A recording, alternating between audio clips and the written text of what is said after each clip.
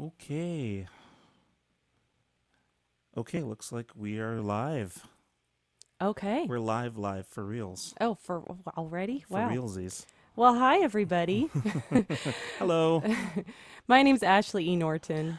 I'm Edward Williams, and together we co host the podcast called Crimes Against Folk. First of all, we want to thank Electro-Voice for letting us host this live stream today, as well as for the amazing RE20 black microphones that make Crimes Against Folk possible. But we're going to get more into microphones in a little bit. First, we're going to discuss what makes our little podcast so unique, and maybe it's something that you can integrate into your podcast as well. Yeah, Ed and I are actually streaming right now from different states. So I'm in California and he's in Arizona. We do this on our show too with very low latency. So we're able to co host without interruption as if we're in the same room. And we can even play our instruments and sing harmony together. Yeah, so right now we're gonna let you in on all the big secrets on how we do this. So as I'm sure a lot of us have done right when the pandemic started, we all kind of shifted to online work.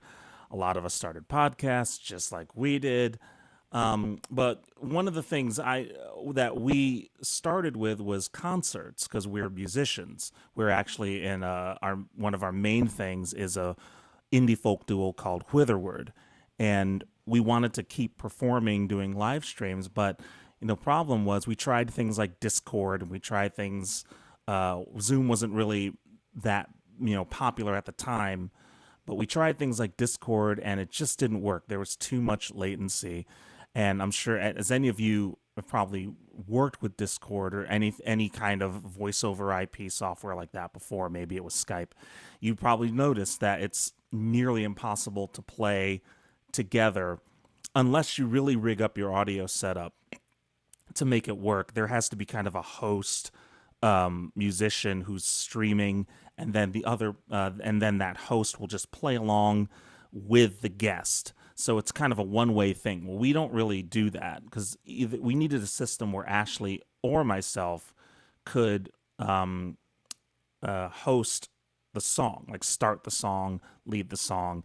And that's where this software called Jamulus came in. Now, there's a couple other kind of systems or services that can do this kind of stuff. Another one that comes to mind is called Jamkazam. But Jamulus is what we found, and I'd actually found it a while back, but didn't really have a use for it until last year.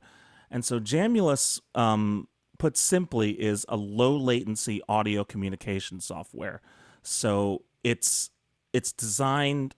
Its main purpose is to help people play music together over the internet. And typically, it only works over a short distance. The max distance they really say is around 300 kilometers. And I'm sorry for the rest of the world, I don't know what that converts to in miles. Neither do I. I don't know what that converts to, but it's basically within kind of a city radius, or maybe a little ways up the coast. If you're in California, let's say, if you're in LA, maybe max distance would be around Santa Barbara. But Ashley and I are over around 400 some odd miles away, and so and Ashley's internet isn't as forgiving, let's This is say, very kind. as a lot of our internet uh, systems are. So luckily I have access to pretty good internet. So Jamulus allows us to communicate in near real time with latency in the tens of milliseconds as opposed to the hundreds of milliseconds. And it's actually pretty easy to use. Setting it up can be a little bit of a challenge, but not too much. It's run as a client server thing, so I run a Jamulus server of my own so that we can kind of have a private conversations. No one can just jump in on our session. So I run a private server, and then Ashley and I will connect to that server, and that's how we will communicate with each other for the podcast. We also record locally, just in case the audio for some reason screws up. You might have already actually heard some warbles or some little things. Jamulus again is all focused on low latency. So what will happen is it will drop out audio to compensate for latency. So you want to make sure that if when you're setting this up, you want to make sure that your latency is as low as it can be. Again, sometimes it may not be ideal, but you can work around it, especially if you're just doing a podcast like we're doing. With speech communication, it makes a big difference. So if you want to check out Jamulus, it's totally free.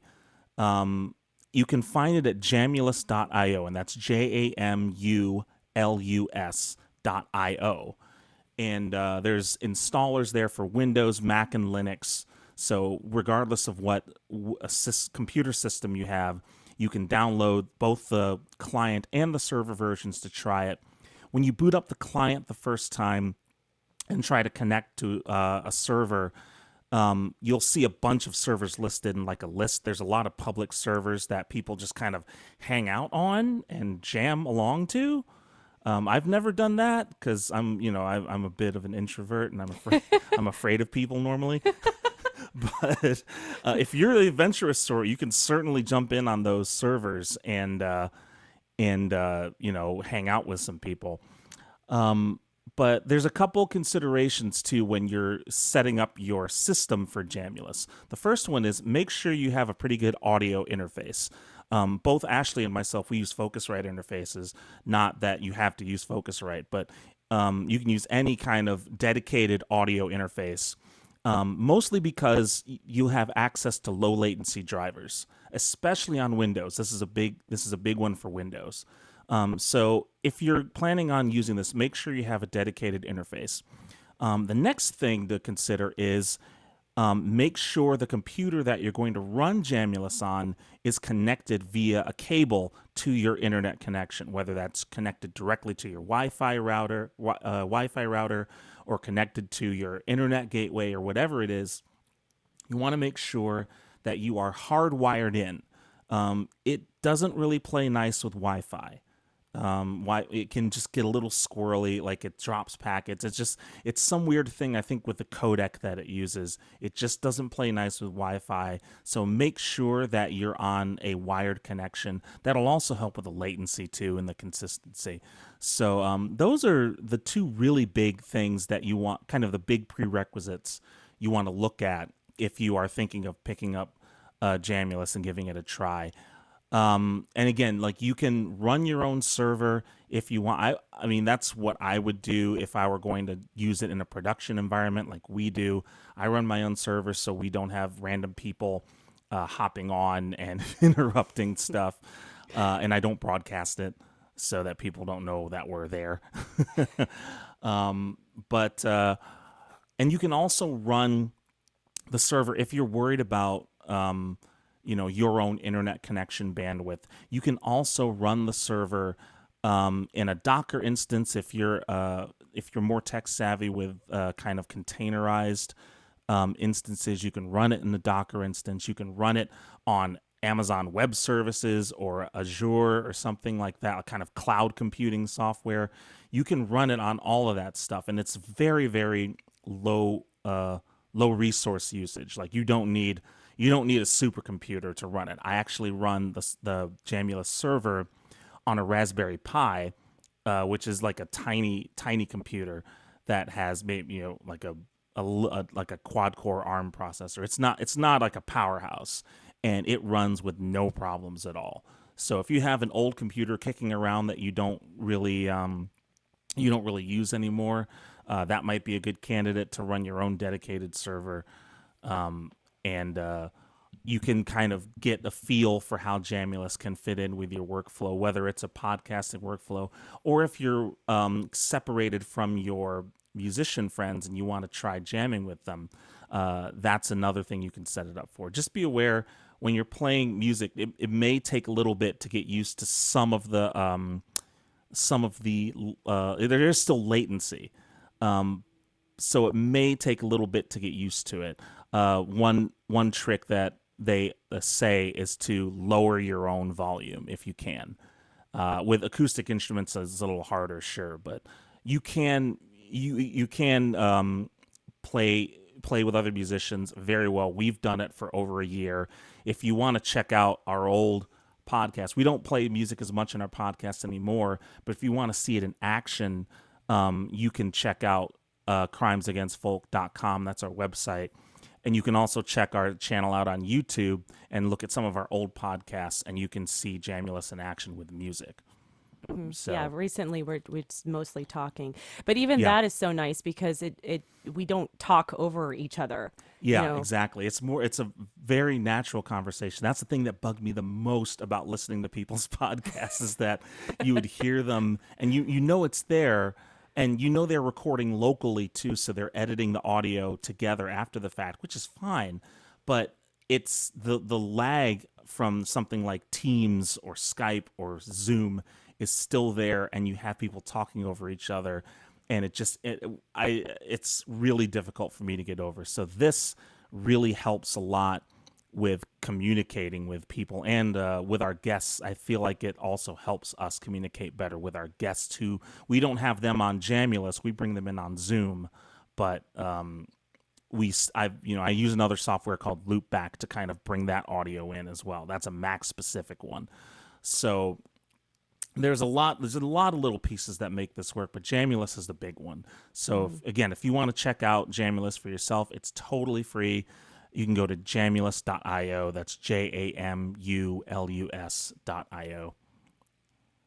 So yeah, and just to touch on microphones a bit because that's been a big game changer for us. yeah, no kidding. Yeah, I mean, as mentioned earlier, we were gifted these beautiful RE20 blacks from Electro-Voice for our podcast, and it everyone who was a fan of our show before said when we got the new microphones how it just instantly changed us from these bedroom podcasters into like NPR level podcasters, all due to our sound. And I know there are a lot of really great mics out there, but I personally love this one. I haven't used any of the other ones, and I'm probably not going to because Yeah, there's absolutely no reason to. This is yeah. just absolutely incredible. And the cool thing about the RE20 Black is you can use it for so many things. Not if you're a podcaster, 100% recommended, but I use it for everything.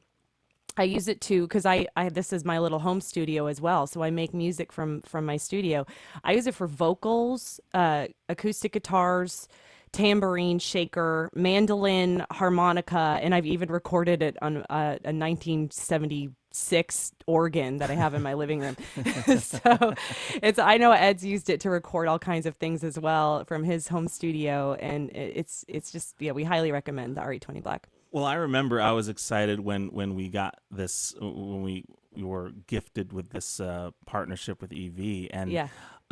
when they had mentioned they were going to send us a couple of RE20s, I was like, I know that microphone. I'd used it so many times in my engineering career back in Nashville specifically, and I was really excited because I'd never owned one before, so I had the chance to kind of play around with it, and it's a fantastic microphone. The nice thing too about the black version, there's nothing different about it, really. You know, there's it's mainly an aesthetic thing, but I think that was one of the things that people were hoping for.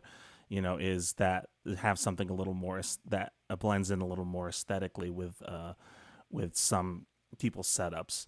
Yeah. So that's one thing I would recommend you do if you want to use it with like kind of any kind of home interface.